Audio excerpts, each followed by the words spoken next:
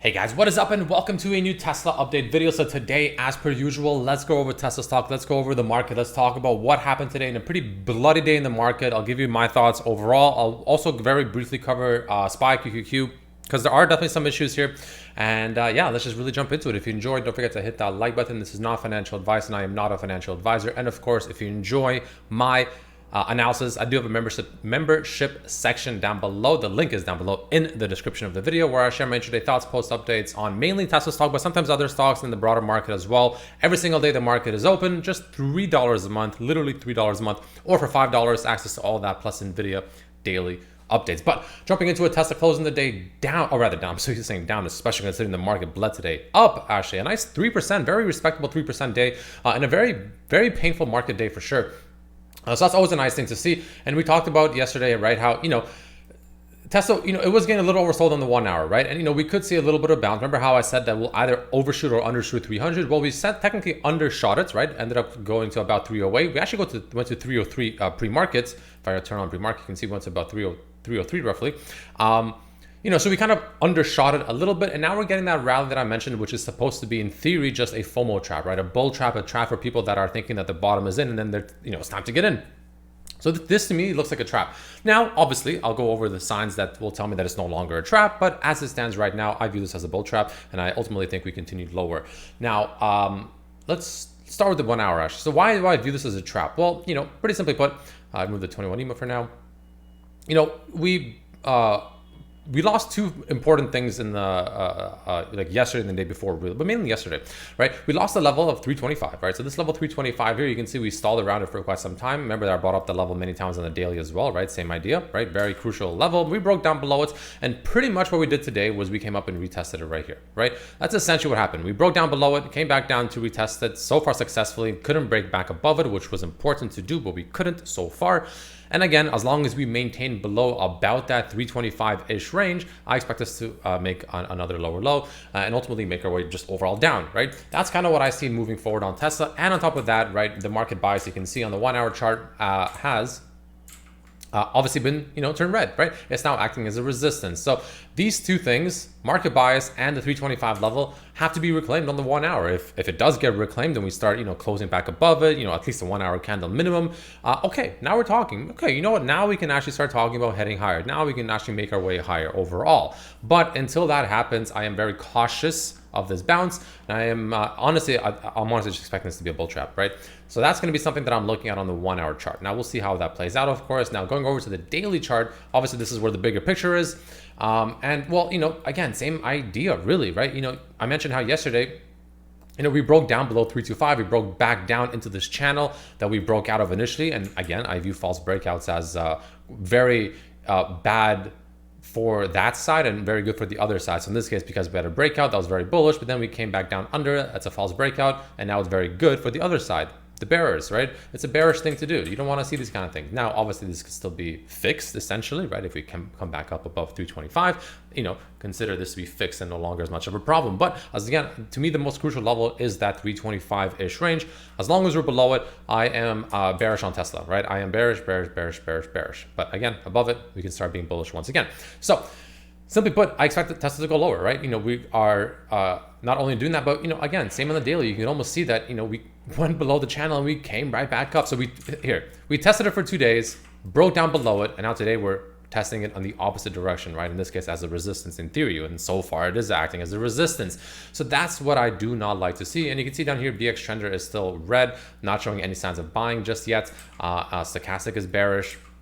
So there are some signs, to be a little bit careful of. And again, I'm being patient. If I trade Tesla at all, it's usually just a day trade for now, because to me, the way I look at it is also there's a few more ways to look at it. So Fibonacci's, I talked about Fibonacci's, right? The swing low down here to what seems to be the swing high up here, right?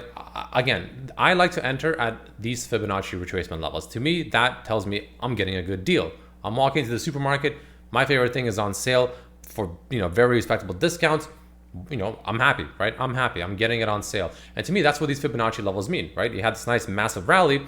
Now I want to get in on this rally, but I want to get in on a sale. I don't want to get to the top. I don't want to buy where, everyone is buying and it's just, marked up, to like insane levels. I want to buy on a discount. I'll wait for that coupon to come in. And to me, the coupons are these levels down here, 285 to as low as about the 260s, mid to low 260s. Those to me, that's the coupon, that's the combo deal that's coming in, right? The McDonald's combo deal, a little coupon that comes in, buy a Big Mac combo for like $9 or whatever, as opposed to $14 or something like that, right? That's what this is to me. So again, if I get that, phenomenal, and I will be definitely looking to enter it. If I don't, it is what it is, right? I'll wait to see if 325 gets broken, and if it does, then we can start playing along from this as well. So that's kind of just the way I'm looking at it. But another way to look at it as well is, so obviously we have the bands, right? I've talked about these bands many times, and I always talked about how it's essentially a reversion back to the mean, right? You zoom out, every time it's been overbought or oversold, it's eventually at some point or another, usually fairly quickly, especially on Tesla, reverted back to the mean or even to the opposite side of the band. So for instance, you can see here,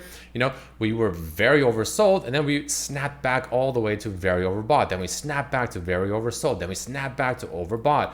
Back to the mean, snap back now to oversold or overbought, right? The point is, like, we're constantly zigzagging from these overbought and oversold bands, right? Constantly zigzagging. So it's honestly, you can remove every single indicator on your chart, and I mean, this only works with actual like good stocks and good companies. This won't work on some like small cap that potentially is going for bankruptcy. Obviously, this only works on good companies. But you can pretty much remove every indicator and just buy when we're down here and sell when we're up here. Honestly, sometimes it can be that simple ultimately. But again, only works on good companies, because some stocks, for instance, if you're looking at Moderna, just as an example to show you that this isn't foolproof, you'd be buying for quite some time here, right? Taking a look at this stock, it's not exactly perfect. You're probably buying for now since August, you're buying the dip since August essentially, right? So again, it's not perfect, right? This is why it matters on which companies you do this on. But assuming it's a good company, usually one of the mega caps, really, it's not a bad strategy, right? Just one more example, just to reiterate my my point here is Meta. Obviously a phenomenal company. Look at this, extremely oversold. Buy it, bam, you're good to go. Now it's extremely overbought. Sell it, bam. Overbought, oversold, bam, buy. Overbought, bam, sell. Oversold, buy. Sell. And now it's getting back to slightly getting into oversold territories. And I'm actually eyeballing Meta around 330s, 530s. Anyway, I'm just trying to illustrate the point, right? I'm just trying to illustrate the point of these bands, and Tesla's no different, right? And obviously right now we're at that upper range of this. Now, obviously momentum can change things around. If Tesla has insane momentum, great, but that's just kind of how I'm looking at it. And we're on the opposite side, right? We're extremely overbought still. Even despite this drawdown, we're still on the overbought section, right? Another way to look at it is with the market bias. Now, the market bias is obviously more of like a, more of a trend type indicator, right, where it tells you if the trend is bullish or bearish, really simply put, right? Green and red, right? Pretty simple stuff. But you can also view the market bias, honestly, as kind of like a mean reversion type strategy as well, because anytime, if I zoom out like this, you can see anytime the stock has been way too far out from the bands, at some point it has reverted back to it, right? If it's way oversold, it reverted back to it. Way overbought, reverted back to it. Oversold, reverted back to it. Way overbought, reverted back to so you can also view it as kind of like a mean reversion type strategy as well. And right now we're so far away from the band that it's hard to buy up here too aggressively for me personally, because we're so far away from it, right? It's almost like a moving indicator. When you're just so far away from the critical important moving indicators, like you're pretty much buying on premium, like you're buying on very elevated prices, and that's not where I personally want to buy. I want to buy when things are not elevated, when things are at fair price, let's just say that, right? And that's kind of what this band is also pretty decent for. So again, I'm just trying to illustrate these overall general points where despite the pullback that we had on Tesla the past week, let's just say roughly, even with today included technically, it's still very heated. It's still very, very rich, in my opinion, just strictly off of the technical analysis. So that's just the way I'm looking at it. Just my perspective, of course, whether or not you agree is completely up to you, right? You can completely disagree. Maybe I'm wrong. I don't know. Nobody knows for sure.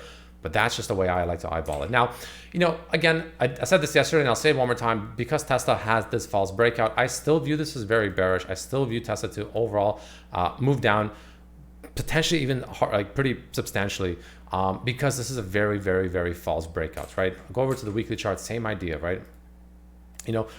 We actually closed this week lower than last week's close, which again, not by a whole lot, it's very slight, but nonetheless, it is still technically lower. And obviously the issue here is the fact that, it also illustrates that false breakout where we had this massive channel. If I copy paste this down here so you can kind of get an idea, right? We had this, rough channel that we were in, something like this, right?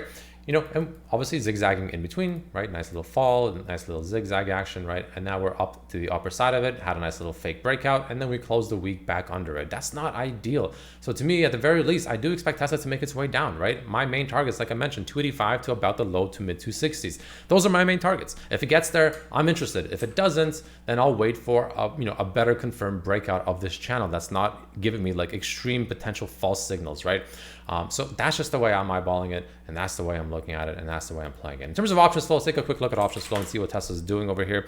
Options flow, the bulls are definitely still dominating, but you can see as I kind of scroll past it, it's not as one-sided as it was back when we were initially having that massive rally, right? Before, when we were having that massive rally and we were just rocketing up, this whole page was pretty much all green. But now you can see there's a decent mix of green and red, right? Mix of bears and bulls. So it's no longer as convincing as it once was. And Tesla's only 11 million confirmed bullish flow. So nothing to really write home about, right? And again, just ignoring options and just looking strictly at the chart, all I see, again, one final time to reiterate, false breakout, breakdown below, back under, and we're retesting it as potential resistance. So let's see. 325, very important. Above 325, close above 325. Yeah, I'm actually bullish again. I'm bullish again. I think Tesla can actually make its way back up once again, maybe even make for fresh highs. I do believe that is the case. But while we maintain below 325 roughly, I favor the move to the downside also because we're just so far away from the market bias and we're still so far away and overbought on the bands.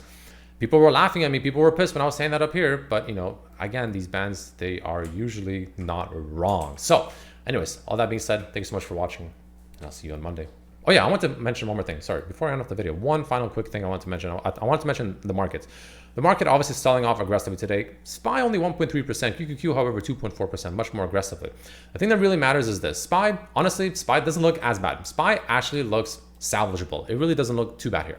There is a potential for SPY to still be okay because number one, it held this area that was a past all-time high resistance and it came back and retested it. So far, so good. Not the most convincing retest, I'll be honest, but it's hanging in there, we'll say, right? It is barely hanging in there, so it's not all bad news yet. And it's above the 21 EMA, barely, but like literally 10 cents above, but above nonetheless.